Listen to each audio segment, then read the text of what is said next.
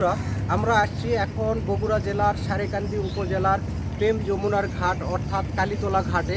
এই কালীতলা ঘাট থেকে আমরা আমাদের পিছনের যে গ্রামটি দেখতে পাচ্ছেন এই গ্রামটি দেখাবো।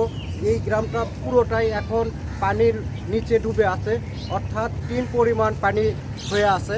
আমরা এখানে গিয়ে দেখব এখানকার মানুষগুলো কিভাবে বসবাস করছে এবং এর পশু পাখিগুলো কিভাবে আছে সেগুলো সহ পুরো গ্রামটা তুলে ধরার জন্য চেষ্টা করব।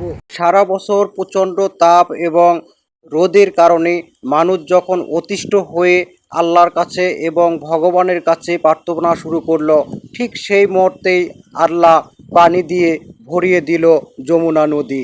যমুনা নদী যখন ডুবু ডুবু অবস্থা, ঠিক সেই মুহূর্তেই ইন্ডিয়ার তিস্তার পানিও এসে যোগ হলো যমুনার নদীর সাথে।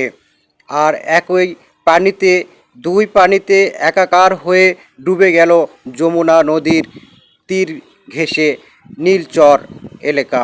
নীলচর এলাকায় এখন মানুষ পানিবন্দী অবস্থায় বসবাস করছে। সারিয়াকান্দির কালীতলা ঘাটের মানুষ যখন আনন্দ উল্লাস করছে, শহরের মানুষগুলো আসে ভিড় জমাচ্ছে, ঠিক সেই মুহূর্তেই কিন্তু কালীতলার অপর পাশে অর্থাৎ নীলচরে মানুষগুলো বন্যার পানির নিচে ডুবু করছে। খাওয়া নেই, রান্না বাড়ার জায়গা নেই, টিনের উপরে বসবাস করছে। পাশাপাশি কলার গাছের ভুড়ো তৈরি করে তার উপর বসবাস করছে।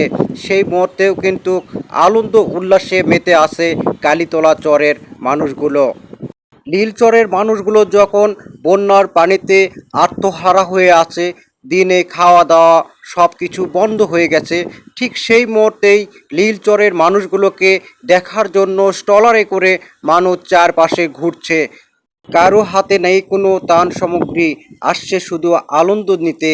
মানুষের দুঃখ দেখে এক শ্রেণীর মানুষ আনন্দ করার জন্য কিন্তু ছুটে চলছে এই নীলচরের মানুষের দিকে। যেখানে ভারত থেকে তিস্তা নদী হয়ে পানিগুলো যখন যমুনাতে নামছে, সেটি কান্না হয়ে ধরা পড়ছে বগুড়ার সারিয়াকান্দির নীলচর এলাকার মানুষগুলোর কাছে। শুকনো মৌসুমিতে যখন এই চরটা অর্থাৎ যমুনার যে চর অর্থাৎ আমরা পানি যেখানে দেখতে পাচ্ছি, এটা কিন্তু যমুনা নদী নয়, এটা যমুনা নদীর চর। বৃষ্টির যখন পানি যখন এখান থেকে সরে যায়, তখন এই চর হয়ে ওঠে মানুষের জন্য সম্পদ। আর বৃষ্টি আসলেই এই চর হয়ে যায় মানুষের দুঃখের কারণ। তবুও এই মানুষগুলো যুদ্ধ করে চলছে যমুনা নদীর সাথে। যমুনা নদীর ভরা এবং শুকনা এই দুই মৌসুমেতেই তাদের হাসি এবং কান্না এই দুটো জড়িয়ে নিয়েই তারা বসবাস করে এই এলাকা জুড়ে।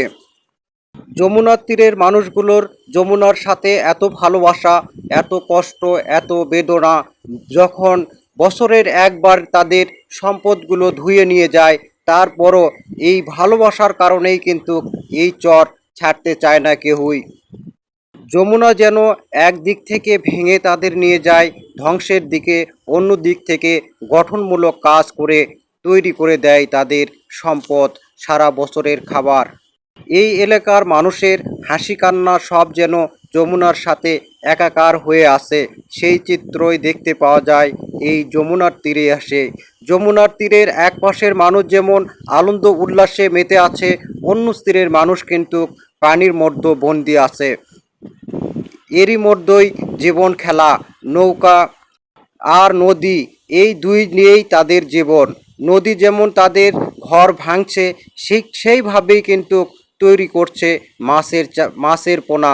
মাছগুলো কিন্তু এখন বড় হচ্ছে, এই মাছ ধরেই সারা বছর জীবিকা নির্বাহ করবে। ধন্যবাদ জানিয়ে শেষ করছি।